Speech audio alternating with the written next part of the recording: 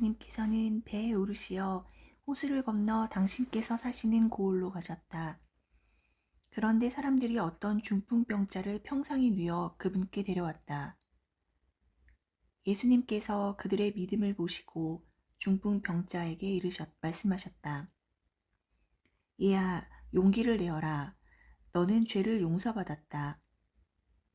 그러자 율법학자 몇 사람이 속으로 이 자가 하느님을 모독하는군 하고 생각하였다.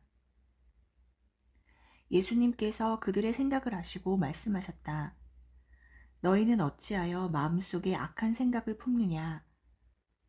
너는 죄를 용서받았다 하고 말하는 것과 일어나 걸어가라 하고 말하는 것 가운데 어느 쪽이 더 쉬우냐? 이제 사람의 아들이 땅에서 죄를 용서하는 권한을 가지고 있음을 너희가 알게 해주겠다. 그런 다음 중풍병자에게 말씀하셨다. 일어나 네 평상을 가지고 집으로 돌아가거라. 그러자 그는 일어나 집으로 갔다. 이 일을 보고 군중은 두려워하며 사람들에게 그러한 권한을 주신 하느님을 찬양하였다.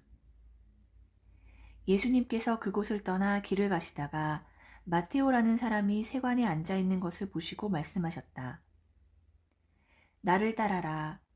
그러자 마테오는 일어나 그분을 따랐다. 예수님께서 집에서 식탁에 앉게 되셨는데 마침 많은 세리와 죄인도 와서 예수님과 그분의 제자들과 자리를 함께하였다. 그것을 본 바리사이들이 그분의 제자들에게 말하였다. 당신의 스승은 어째서 세리와 죄인들과 함께 음식을 먹는 것이오? 예수님께서 이 말을 들으시고 그들에게 말씀하셨다. 튼튼한 이들에게는 의사가 필요하지 않으나 병든 이들에게는 필요하다. 너희는 가서 내가 바라는 것은 희생 제물이 아니라 자비다 하신 말씀이 무슨 뜻인지 배워라. 사실 나는 의인이 아니라 죄인을 부르러 왔다. 그때 요한의 제자들이 예수님께 와서 저희와 바리사이들은 단식을 많이 하는데 스승님의 제자들은 어찌하여 단식하지 않습니까? 하고 물었다.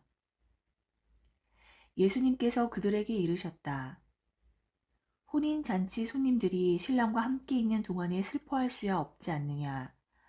그러나 그들이 신랑을 빼앗길 날이 올 것이다.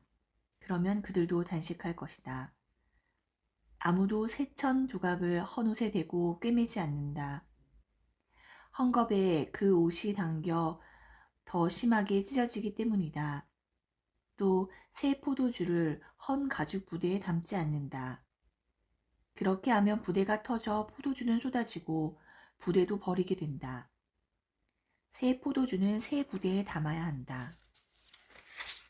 그래야 둘 다 보존된다. 예수님께서 그들에게 이 말씀을 하고 계실 때 한 회당장이 와서 예수님께 엎드려 절하며 제 딸이 방금 죽었습니다. 그러나 가셔서 아이에게 손을 얹으시면 살아날 것입니다. 하고 말하였다. 예수님께서는 일어나시어 제자들과 함께 그를 따라가셨다. 그때 12해 동안 혈루증을 앓는 여자가 예수님 뒤로 다가가 그분의 옷자락 솔에 손을 대었다. 그는 속으로 내가 저분의 옷에 손을 대기만 하여도 구원을 받겠지 하고 생각하였던 것이다. 예수님께서 돌아서시어 그 여자를 보시며 이르셨다. 딸아, 용기를 내어라. 내 믿음이 너를 구원하였다. 바로 그때 그 부인은 구원을 받았다. 예수님께서 회당장의 집에 이르시어 피리를 부는 이들과 소란을 피우는 군중을 보시고 물러들 가거라. 저 소녀는 죽은 것이 아니라 자고 있다 하고 말씀하셨다. 그들은 예수님을 비웃었다. 군중이 쫓겨난 뒤에 예수님께서 안으로 들어가시어 소녀의 손을 잡으셨다. 그러자 소녀가 일어났다. 그 소문이 그 지방에 두루 퍼졌다. 예수님께서 그곳을 떠나 길을 가시는데 눈먼 사람들이 따라오면서 다윗의 자손이시여 저희에게 자비를 베풀어 주십시오 하고 외쳤다. 예수님께서 집 안으로 들어가시자 그 눈먼이들이 그분께 다가왔다. 예수님께서 그들에게 내가 그런 일을 할 수 있다고 너희는 믿느냐? 하고 물으시자 그들이 예 주님 하고 대답하였다. 그때 예수님께서 그들의 눈에 손을 대시며 이르셨다. 너희가 믿는 대로 되어라. 그러자 그들의 눈이 열렸다. 예수님께서는 아무도 이 일을 알지 못하게 조심하여라 하고 단단히 이르셨다. 그러나 그들은 나가서 예수님에 관한 이야기를 그 지방에 두루 퍼뜨렸다. 그들이 나간 뒤에 사람들이 마귀 들려 말 못하는 사람 하나를 예수님께 데려왔다. 마귀가 쫓겨나자 말 못하는 이가 말을 하였다. 그러자 군중은 놀라워하며 이런 일은 이스라엘에서 한 번도 본 적이 없다 하고 말하였다. 그러나 바리사이들은 저 사람은 마귀 우두머리의 힘을 빌려 마귀들을 쫓아낸다 하였다. 예수님께서는 모든 고을과 마을을 두루 다니시면서 회당에서 가르치시고 하늘나라의 복음을 선포하시며 병자와 허약한 이들을 모두 고쳐주셨다. 그분은 군중을 보시고 가엾은 마음이 드셨다. 그들이 목자 없는 양들처럼 시달리며 기가 꺾여 있었기 때문이다. 그래서 제자들에게 말씀하셨다. 수확할 것은 많은데 일꾼은 적다. 그러니 수확할 밭의 주인님께 일꾼들을 보내주십사고 청하여라. 예수님께서 12 제자를 가까이 부르시고 그들에게 더러운 영들에 대한 권한을 주시어 그것들을 쫓아내고 병자와 허약한 이들을 모두 고쳐주게 하셨다. 12 사도의 이름은 이러하다. 베드로라고 하는 시몬을 비롯하여 그의 동생 안드레아, 제베데오의 아들 야고보와 그의 동생 요한, 필립보와 바르톨로메오, 토마스와 세리 마테오, 알페오의 아들 야고보와 타데오, 열혈당원 시몬, 그리고 예수님을 팔아넘긴 유다 이스가리옷이다.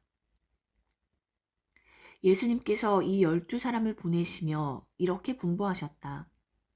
다른 민족들에게 가는 길로 가지 말고 사마리아인들의 고을에도 들어가지 마라. 이스라엘 집안의 길 잃은 양들에게 가라. 가서 하늘나라가 가까이 왔다 하고 선포하여라. 앓는 이들을 고쳐주고 죽은 이들을 일으켜 주어라. 나병 환자들을 깨끗하게 해주고 마귀들을 쫓아내어라. 너희가 거저받았으니 거저주어라. 전대에 금도 은도 구리돈도 지니지 마라. 여행 보따리도 여벌옷도 신발도 지팡이도 지니지 마라. 일꾼이 자기 먹을 것을 받는 것은 당연하다. 어떤 고을이나 마을에 들어가거든 그곳에서 마땅한 사람을 찾아내어 떠날 때까지 거기에 머물러라. 집에 들어가면 그 집에 평화를 빈다고 인사하여라. 그 집이 평화를 누리기에 마땅하면 너희의 평화가 그 집에 내리고 마땅하지 않으면 그 평화가 너희에게 돌아올 것이다. 누구든지 너희를 받아들이지 않고 너희 말도 듣지 않거든 그 집이나 그 고을을 떠날 때에 너희 발에 먼지를 털어버려라. 내가 진실로 너희에게 말한다. 심판날에는 소돔과 고모라 땅이 그 고을보다 견디기 쉬울 것이다. 나는 이제 양들을 이리떼 가운데로 보내는 것처럼 너희를 보낸다. 그러므로 뱀처럼 슬기롭고 비둘기처럼 순박하게 되어라. 사람들을 조심하여라. 그들이 너희를 의회에 넘기고 회당에서 채찍질할 것이다. 또 너희는 나 때문에 총독들과 임금들 앞에 끌려가 그들과 다른 민족들에게 증언할 것이다. 사람들이 너희를 넘길 때 어떻게 말할까, 무엇을 말할까 걱정하지 마라. 너희가 무엇을 말해야 할지 그때에 너희에게 일러주실 것이다. 사실 말하는 이는 너희가 아니라 너희 안에서 말씀하시는 아버지의 영이시다. 형제가 형제를 넘겨 죽게 하고 아버지가 자식을 그렇게 하며 자식들도 부모를 거슬러 일어나 죽게 할 것이다. 그리고 너희는 내 이름 때문에 모든 사람들에게 미움을 받을 것이다. 그러나 끝까지 견디는 이는 구원을 받을 것이다. 어떤 고을에서 너희를 박해하거든 다른 고을로 피하여라. 내가 진실로 너희에게 말한다.